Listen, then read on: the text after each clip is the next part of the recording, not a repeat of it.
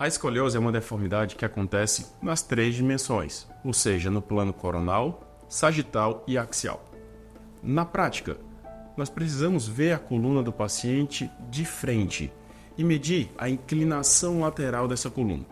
Se essa inclinação for acima de 10 graus, nós podemos fechar o diagnóstico de escoliose.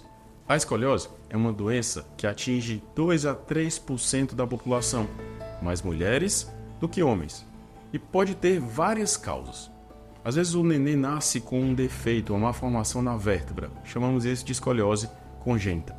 Às vezes o paciente tem uma doença neuromuscular com a paralisia cerebral, e isso causa escoliose, chamamos essa escoliose de escoliose neuromuscular. Algumas vezes o paciente tem uma grande síndrome, e dentro dessa síndrome a escoliose faz parte, chamamos isso de escoliose sindrômica. Mas na maioria das vezes nós não conseguimos identificar uma causa. Nós chamamos isso de escoliose idiopática. O paciente tem a escoliose porque tem. A escoliose idiopática é o tipo mais comum e acomete mais mulheres do que homens. Para que seja dado o diagnóstico de escoliose, precisamos levar em consideração duas coisas: o exame radiológico, ou seja, o raio-x, e o exame clínico. No raio-x, se a inclinação lateral da tua coluna for maior do que 10 graus, você tem escoliose. E no exame clínico, o que nós podemos observar no paciente com escoliose é uma assimetria dos ombros, uma rotação diferente da escápula, a cintura fica diferente, um lado mais cavado do que o outro.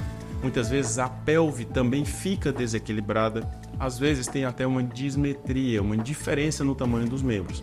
Então, dessa forma, nós também conseguimos identificar sinais e sintomas da escoliose. O tratamento da escoliose depende basicamente de 3 fatores. O primeiro deles é o tipo de escoliose. É uma escoliose sindrômica, congênita, neuromuscular ou é uma escoliose idiopática? Qual é a angulação dessa escoliose? Quanto é o ângulo de Kolbe? E qual o potencial de crescimento desse paciente? Esses 3 fatores vão influenciar no tratamento. Vamos falar basicamente da escoliose idiopática. É o tipo mais comum. A escoliose idiopática tem basicamente 2 números mágicos, 20 e 45. Quando o paciente tem menos de 20 graus de angulação da escoliose, basta ser observado e fazer exercícios específicos para a escoliose. Quando o paciente tem entre 20 e 45 graus, precisamos saber se ele tem potencial de crescimento.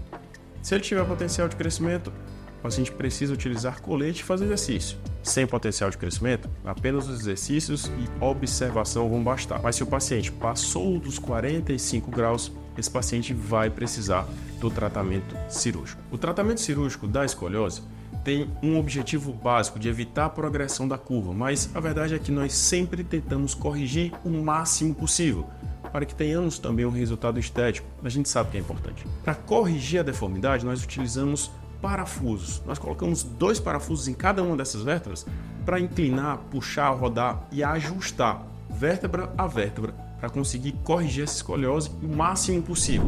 Dá uma olhada nessas imagens que estão passando. Cada pontinho desse representa um parafuso. Uma dúvida frequente dos pacientes que serão submetidos a uma cirurgia de escoliose é como é a recuperação pós-operatória. Eu te garanto que é bem menos sofrida do que você imagina. Apesar do corte grande, obviamente você vai ter 3, 5 dias de dor mais intensa. Depois as dores vão aliviando. Os primeiros 30 dias você vai ficar em casa, repousando, o que não te impede de levantar, tomar o teu café, ver a tua novela, assistir a tua televisão. Depois do 30º dia, até o 45º, a gente já começa uma fisioterapia, com uma evolução progressiva para o Pilates. 90 dias, o paciente já está liberado para uma academia, um treino mais leve, controlado. Entre 6 e 9 meses, nós atingimos o objetivo final dessa cirurgia, que é colar uma vértebra na outra. Se a vértebra, ao final de 6, 9 meses, tiverem todas coladas umas às outras, você vai estar liberado para a vida normal.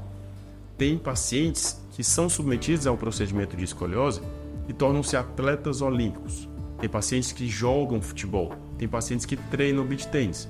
Então, concluído o objetivo da cirurgia de colar uma vértebra na outra, a sua vida volta a ser normal.